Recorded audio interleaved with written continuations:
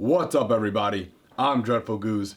I'm here at Murder the Mix Studios, and today I'm going to be talking to you about all the stuff your mama didn't tell you about when it comes to holding a pick.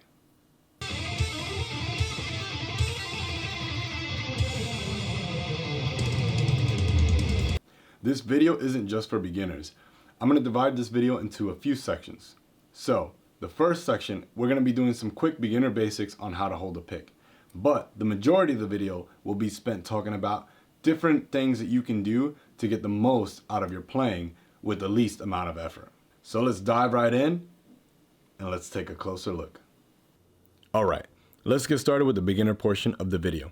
If you're just starting out, holding the pick can be a pain in the ass. So hopefully this will make it nice and easy for you. Many moons ago when I started playing guitar, I used a system to help me learn how to hold a pick. And it goes like this. Now, if you're wondering why my pick has a bunch of slashes on it, then you need to check out one of my previous videos where I talk about what I do to get the best grip for my picks. So for beginners, the first thing you want to do is you want to take your index and your thumb on your fretting hand, put it like so, and you want to take the pick and grab it by the tip.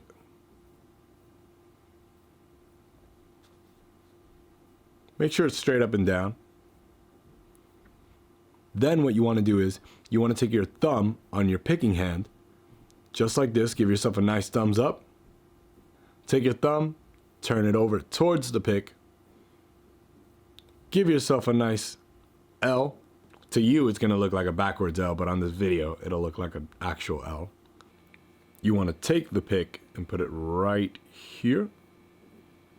And then you want to take your index finger, bring it right over. Now, what you want to make sure is that the pick is pointing straight down, that your thumb, you want to make sure that the pick is not like in here, because then you're going to need this joint right here. You want to make sure it's not too far in, and you also don't want it too far out either. You want to be able to have the most control. Right here is a good area. For you intermediate and more advanced players, I haven't forgotten about you. What I'm saying now intertwines perfectly with what I'm going to be saying later on in the video, so make sure to stick around. Actually, if you're watching the video and haven't subscribed yet, then you really need to do that. Alright, so let's take a look at things from a player's perspective. This is where we get into the more advanced stuff about how to hold a pick for maximum speed, comfort, and control. Notice how you can barely see the pick in my hand. That's because all you really need is just the tip of this pick. If you have all this hanging out of the pick, what's going to end up happening is you're going to end up getting caught up on the strings, especially when trying to go fast and trying to cross strings. So again, try to use as little of the pick as possible.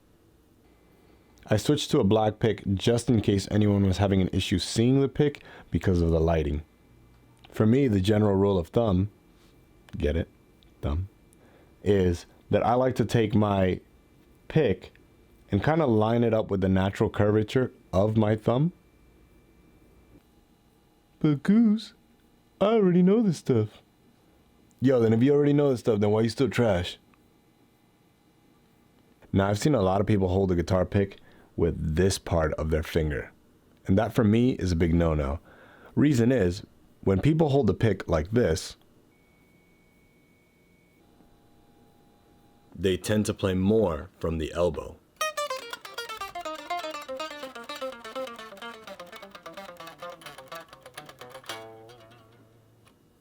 Now, there's nothing wrong with using your elbow to pick, but it should not be the main source from which you draw your speed and power.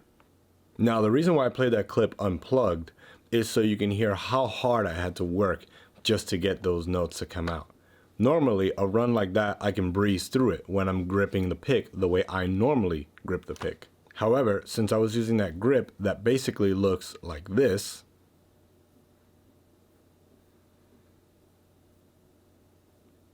I played a lot slower, sloppier, and worst of all is I had to spend so much energy trying to get those notes to come out. Now, if you go to the earlier section of the video where I was talking about how to grip the pick for beginners, you'll see how I actually grip the pick. I don't grip my pick like this. It's more like a pinch. So I grip my pick like this. Now again, I switched to the black pick so you can see because of the light. If you notice, my pick